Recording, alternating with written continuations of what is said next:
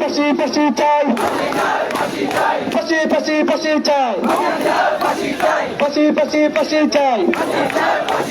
বিচারে বিচারে বিচার চাই, বিচারে বিচারে বিচার চাই, বিচারে বিচারে বিচার চাই, বিচারে বিচারে বিচার চাই, বিচারে বিচার চাই। সবাই একসাথে হাততালি দিয়ে স্লোগান দিবে, লেগুতার লেগুতার লেগুতার লেগুতার লেগুতার লেগুতার লেগুতার লেগুতার লেগুতার লেগুতার লেগুতার লেগুতার লেগুতার কসাইদার হামেদার লেগুতার লেগুতার লেগুতার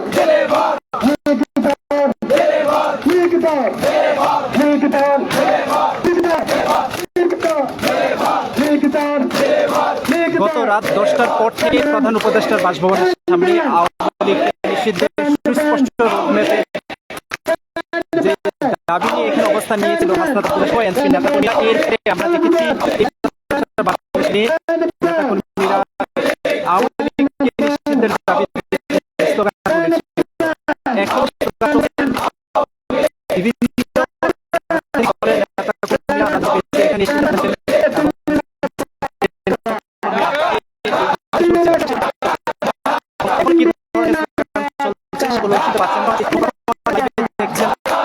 আজকে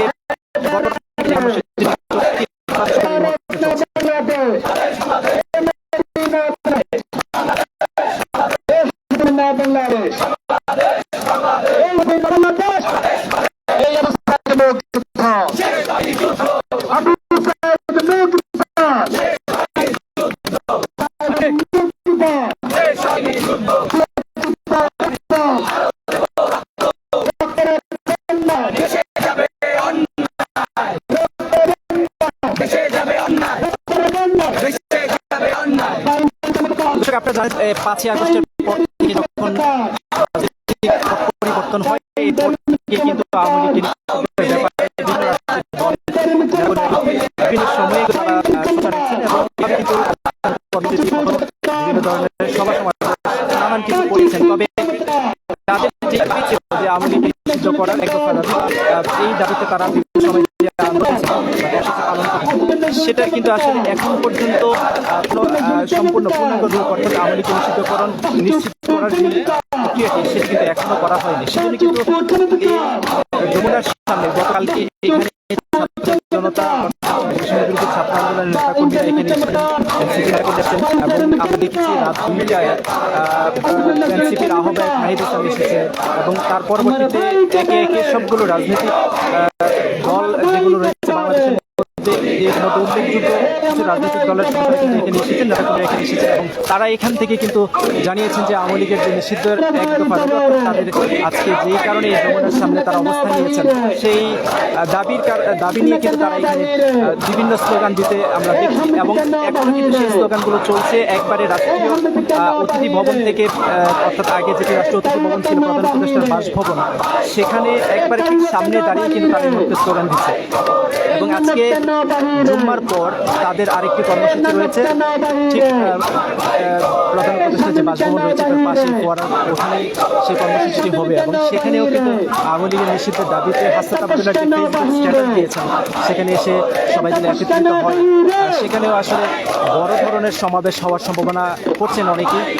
সেটির একটি দৃশ্য এখন কিন্তু এই মুহূর্তে এই জায়গাটিতে ফুটে উঠেছে, সেটি আমরা দেখাতে সরাসরি দেখতে পাচ্ছি।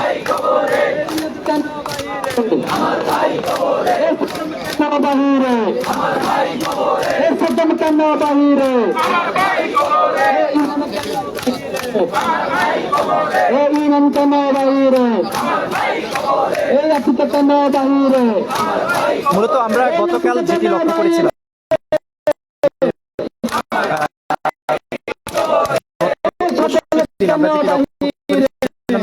বাংলাদেশের সাবেক রাষ্ট্রপতি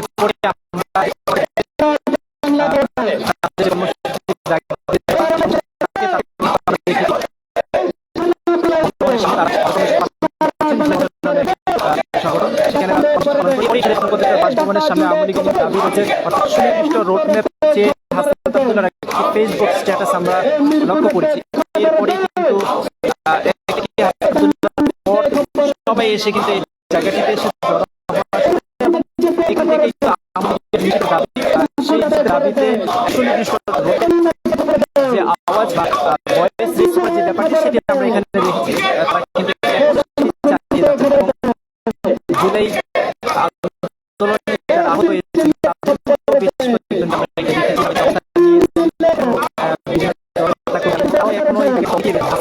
রাতে এখানে কর্মসূচি পালন করার পর সব সারা সম্ভবত ছিলেন পরে আসলে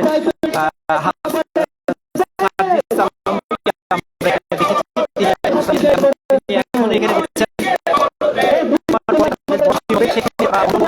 সেজন্য বিভিন্ন রাজ্যের যারা বিভিন্ন দলগুলোকে তাকে আমন্ত্রণ যাতে করে সেই তাদের যে দাবিতে যে সভাটি হচ্ছে সেক্ষেত্রে